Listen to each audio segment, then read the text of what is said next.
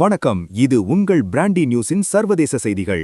Venezuela அதிபர் மதுரோவை கைது செய்த கையோடு அடுத்ததாக கிரீன்லாண்டை அமெரிக்காவுடன் இணைத்தே தீருவேன் என அதிரடி காட்டி வருகிறார் அதிபர் டொனால்ட் ட்ரம்ப்.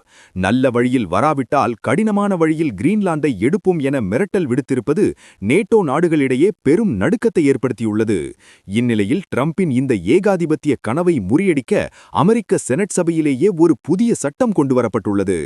ஜனவரி 13ஆம் தேதி நேற்று ஜனநாயக கட்சி செனட்டர் ஜீன் ஷாஹின் மற்றும் குடியரசுக் கட்சி செனட்டர் லிசா முர்கோவ்ஸ்கி ஆகியோர் இணைந்து நேட்டோ யூனிட்டி புரொடெக்ஷன் ஆக்ட் என்ற இருகட்சி மசோதாவை தாக்கல் செய்துள்ளனர். நிதி தடை: இந்த சட்டத்தின்படி நேட்டோ அமைப்பில் உள்ள எந்தவொரு நட்பு நாட்டின் மீதும் போர் தொடுக்கவோ, ஆக்கிரமிக்கவோ அல்லது நிலப்பகுதிகளை இணைக்கவோ அமெரிக்க ராணுவ நிதியை பென்டகன் ஃபண்ட்ஸை ஒரு பைசா கூட பயன்படுத்த முடியாது. ட்ரம்பிற்கு எச்சரிக்கை: அமெரிக்க வரி செலுத்துவோரின் பணம் நேட்டோ கூட்டணியை உடைப்பதற்கோ அல்லது நட்பு நாடுகளின் இறையாண்மையை பறிப்பதற்கோ பயன்படக்கூடாது என செனட்டர்கள் மிக தெளிவாக தெரிவித்துள்ளனர். விவகாரம் ஏன் இவ்வளவு சீரியஸானது? இதோ அதன் பின்னணி. ட்ரம்பின் வாதம்: ஆர்க்டிக் பகுதியில் ரஷ்யா மற்றும் சீனாவின் ஆதிக்கம் அதிகரித்து வருகிறது. கிரீன்லாந்தை அமெரிக்கா கைப்பற்றாவிட்டால் எதிரி நாடுகள் அதை கைப்பற்றிவிடும். வெறும் 2 நாய் வண்டிகளுடன் கிரீன்லாந்து தன்னை தற்காத்துக் கொள்ள முடியாது என ட்ரம்ப் கிண்டல் செய்துள்ளார். பில் கேட்ஸ் ஆஃப் ஐஸ்லாந்து: கிரீன்லாந்தை ஒரு ரியல் எஸ்டேட் டீல் போல பார்க்கும் ட்ரம்ப் 500 ஆண்டுகள் முன் டென்மார்க் அங்கு வந்து இறங்கியதால் அது அவர்களுக்கு சொந்தமாகிவிடாது என்று வாதிடுகிறார்.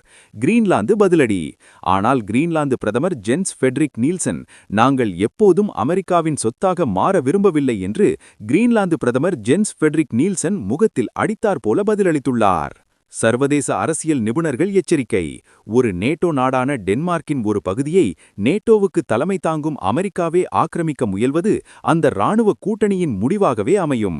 இது ஐரோப்பிய நாடுகளில் நேட்டோ போர் மூழும் அபாயத்தை உருவாக்கியுள்ளது.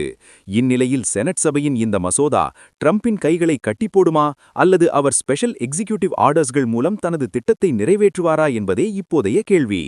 சொந்த நாட்டு செனட்டர்களே ட்ரம்பிற்கு எதிராக திரும்பியுள்ளது சர்வதேச அளவில் பெரும் பரபரப்பை ஏற்படுத்தியுள்ளது. உலக வரைபடத்தில் மீண்டும் ஒரு மாற்றம் வருமா அல்லது டென்மார்க்கின் உறுதி வெற்றி பெறுமா? தொடர்ந்து இது குறித்த செய்திகளை தெரிந்து கொள்ள இணைந்திருங்கள்.